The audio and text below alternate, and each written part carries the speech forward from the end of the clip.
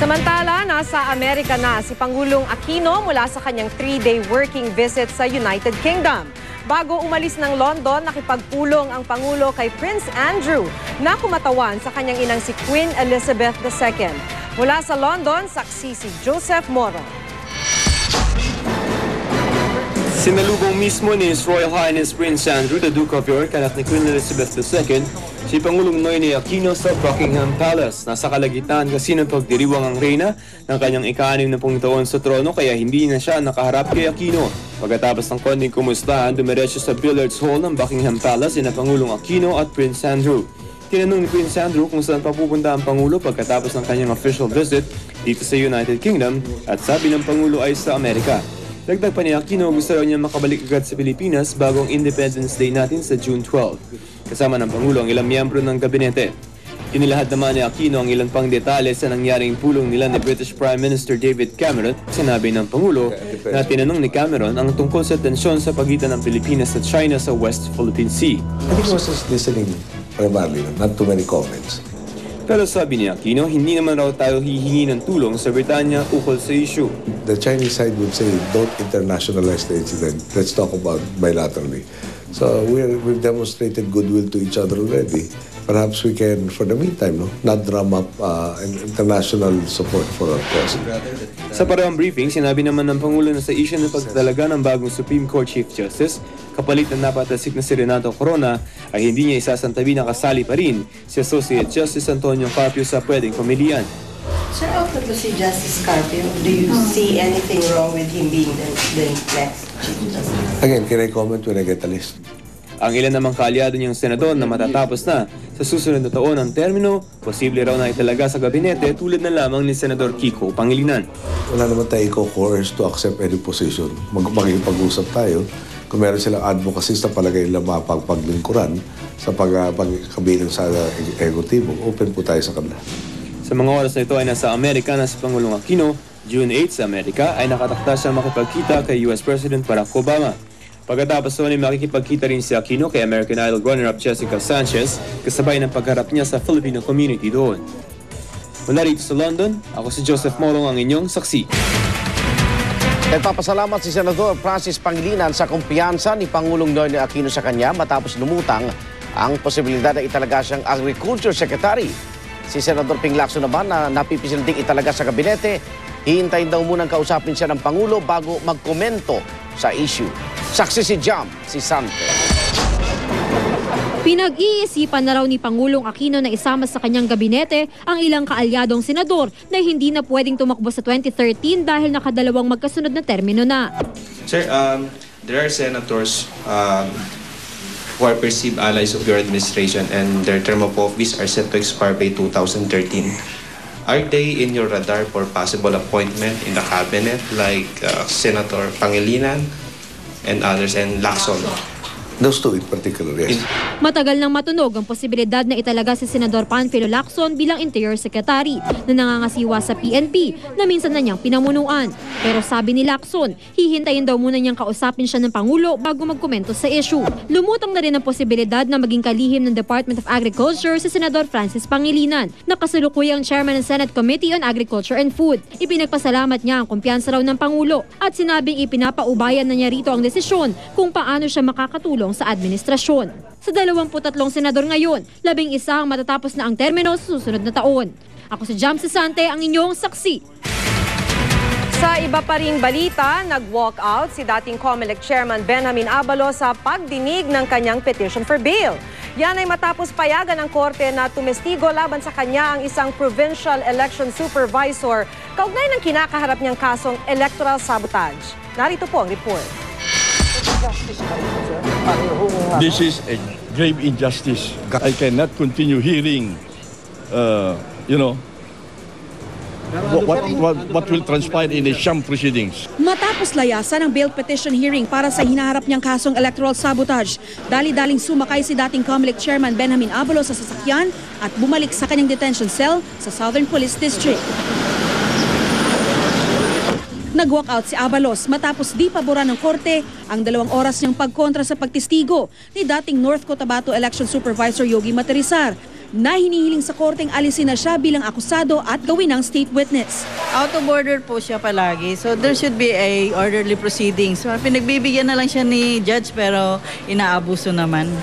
Sa testimonya ni Martirizar, nakabatay kung papayagan bang makapagpiyansa si Abalos. Kung ma-present si Attorney Martirizar ngayon, the court will have to rule on the testimony of Attorney Martirizar based doon sa motion to discharge. Nang humarap na sa korte, sinabi ni Martirizar na April 30, 2007 nang utusan siya ni Abalos na tiyaking 12-0 ang panalo ng senatorial ticket ng Administrasyong Arroyo.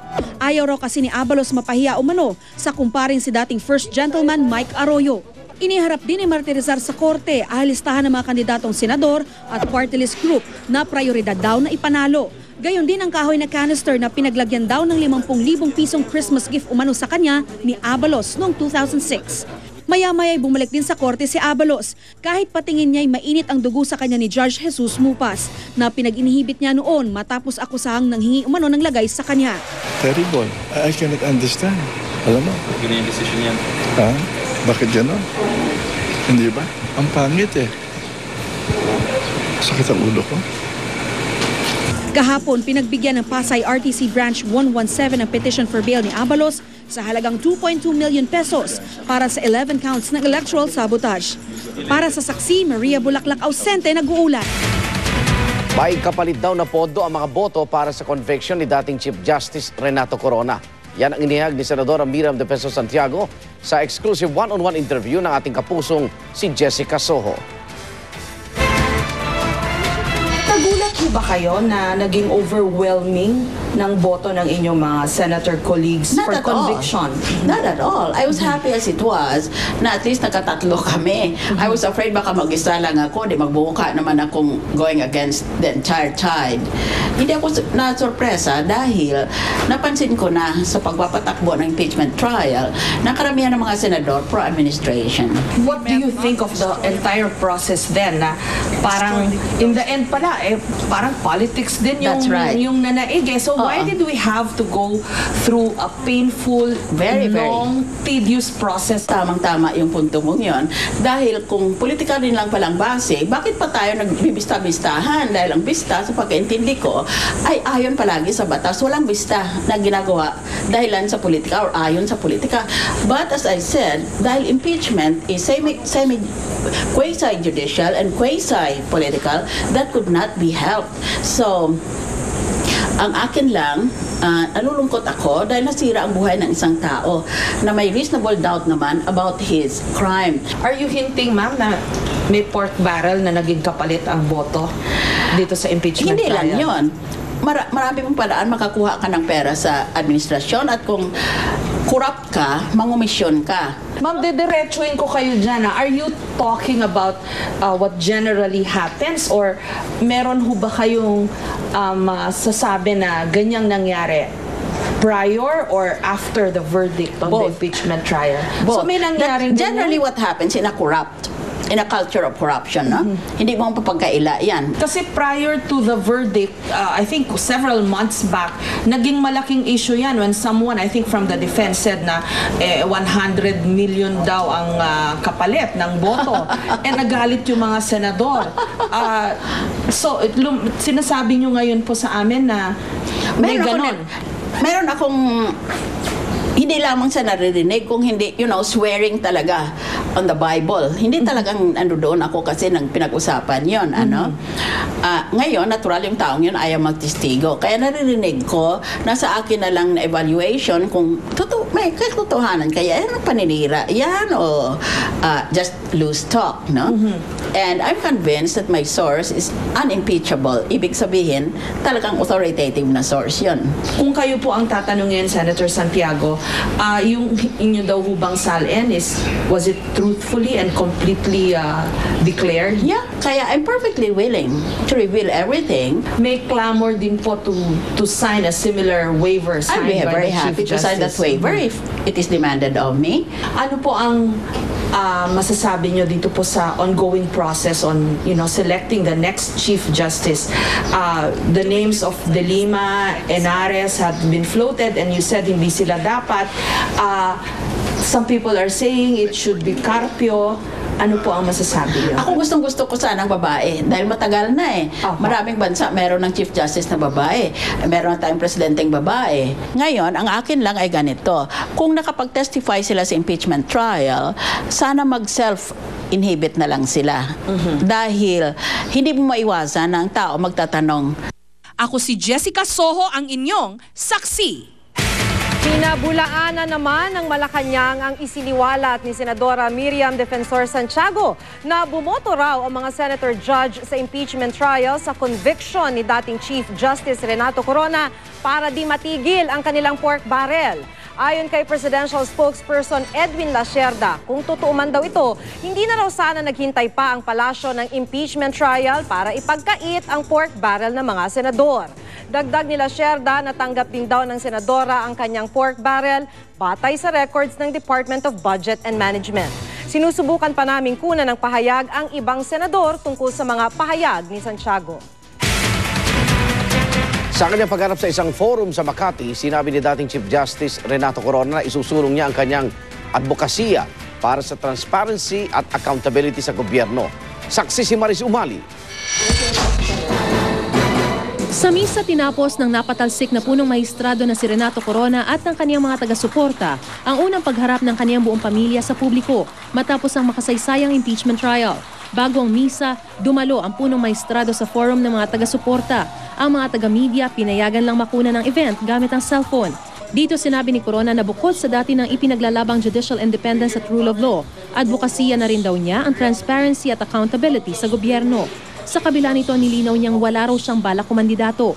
Nang tanungin tungkol sa moral ascendancy o delikadesa ng mga pwedeng pumalit sa kanya. I think the very first requirement is that I would personally impose is a good moral character. Tinanong din si Corona tungkol sa mga kumakalat daw na text message na ipaaresto na raw siya bukas para sa di malinaw na kaso. Sa hiwalay na tanong naman kaugnay sa mga posibleng kakaharaping kaso mula sa ombudsman.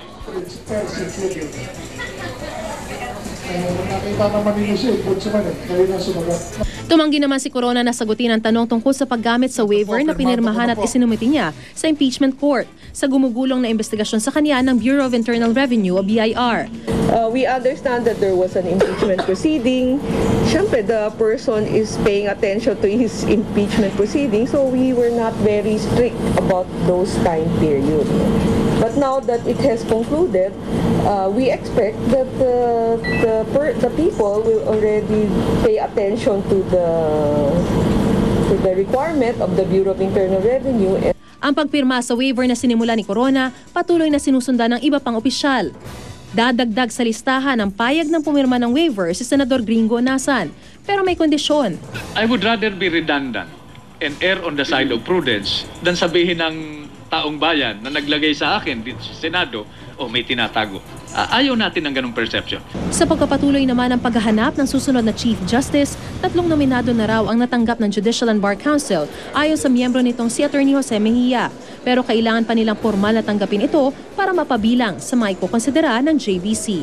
Ako si Mariz Umali, ang inyo saksi. Saksihan mamaya. Manny Pacquiao at Timothy Bradley kapwa ibinidang handa sila sa kanilang pagtutuos sa darating na linggo. Matapos ulanin ng batiko sa internet at campaign ng isang clothing line tungkol sa magkakahalong lahi ng mga Pilipino, babawiin na. At mga batang edad 12 pababa, pinag-aaralan ng payag ang magkaroon ng sariling Facebook account. Huwag bibitiw! Sama-sama pa rin tayo magiging saksi!